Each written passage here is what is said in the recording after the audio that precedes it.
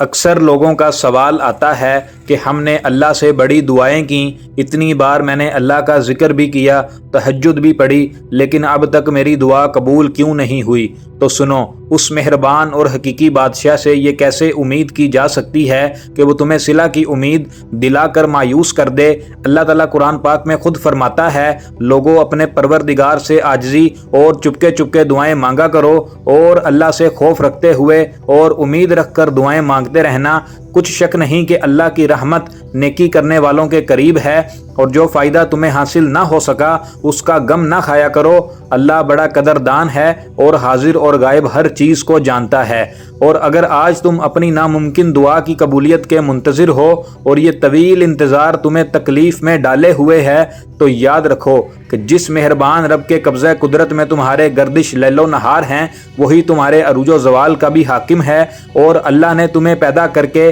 چھوڑ نہیں دیا، بلکہ تمہاری رہنمائی، حفاظت اور حاجت روائی کا ذمہ بھی خود ہی لیا ہے۔ رسول کریم صلی اللہ علیہ وسلم نے فرمایا کہ تمہارا رب اپنے بندوں کی مایوسی پر مسکراتا ہے، حالانکہ اس کی طرف سے حالات کی تبدیلی قریب ہوتی ہے۔ بے شک تم اپنے رب کی خیر سے کبھی محروم نہیں ہوگے جو مسکراتا ہے، اور جانتے ہو جب اللہ تمہاری ناممکن دعاؤں پر راضی ہونے لگتا ہے تو وہ تمہیں حکمت اور فہم نصب کرتا ہے، جو بڑے سے بڑے بیکار کو سنوارنے کی اہلیت رکھتا ہے، اور وہ رحمان تمہارے دل کے خلجان کو دور کر کے وہ راہ راست تمہیں دکھاتا ہے جس سے زندگی کے ہر بگاڑ کا کفل کھولا جا سکتا ہے۔ قرآن خود کہتا ہے کہ یہ اللہ کا فضل ہے، جسے چاہتا ہے عطا کرتا ہے، اور وہ بڑا فضل کرنے والا ہے۔ اور ہم نے تم کو نشانیاں صاف صاف دکھا دی ہیں کہ شاید تم عقل سے کام لو، اور جب کبھی قبولیت کا شرف تمہیں کمزور کر رہا ہو اور رنج و غم اور فکر و پریشانی کا بوجھ تمہاری حساس طبیعت کو کچلنے لگے،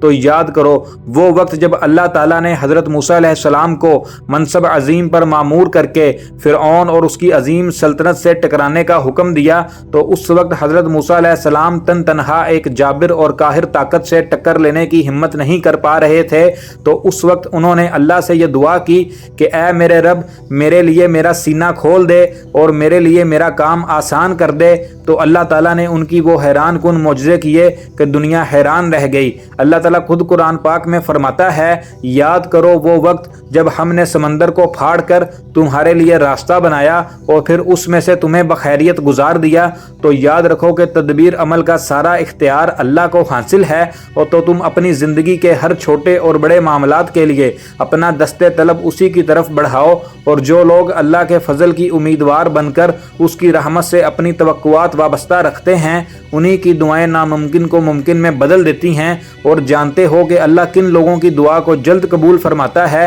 میرے نبی کریم صلی اللہ علیہ وسلم نے فرمایا، جو اپنے رب سے زیادہ مانگتا ہے اللہ اس سے زیادہ راضی ہوتا ہے۔ دعا تمہارا اللہ سے رشتہ جوڑ دیتی ہے، دعا تمہیں اپنے خالق کے قریب کر دیتی ہے۔ جانتے ہو جو ذات ہر چیز سے بے پرواہ ہے، وہی مہربان ذات جو تمہاری پرواہ کرنا چاہتی ہے۔ اور کتنی خوبصورت ہوتی ہے وہ تنہائی جہاں بندہ اپنے خالق کی بندگی میں ہر فکر سے آزاد ہو کر قرب خداوندی میں وہ رحمتوں کے خزانے لوٹتا ہے جو اس کی روح تک کو مسرتوں سے بھر دیتی ہے۔ جانتے ہو قرب خداوندی وہ لازوال دولت ہے جو نہ صرف تمہاری دعاؤں کی قبولیت کا سبب بنتی ہے، بلکہ تمہاری دین و دنیا تک کو سنوار کر رکھ دیتی ہے۔ اور اگر آج تمہاری کوئی دعا قبول ہونے میں وقت لے رہی ہو تو سنو، مولانا اشرف شاہ کشمیری فرماتے ہیں کہ اگر تم اللہ سے اپنی کوئی دعا قبول کروانا چاہتے ہو تو اللہ کو یوں بولو، اے اللہ تو میری یہ حاجت پوری کر دے، میں اس کے بدلے فلاں گناہ چھوڑ دوں گا،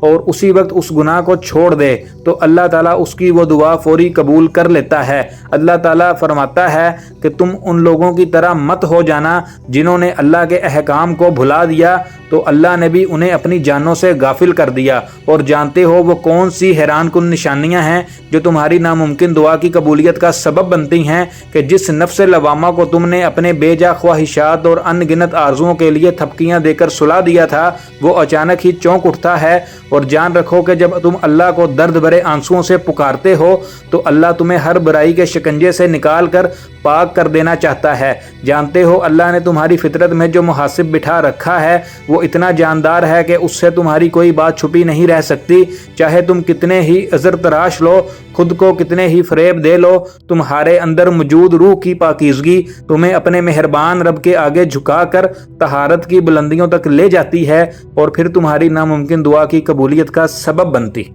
ہے۔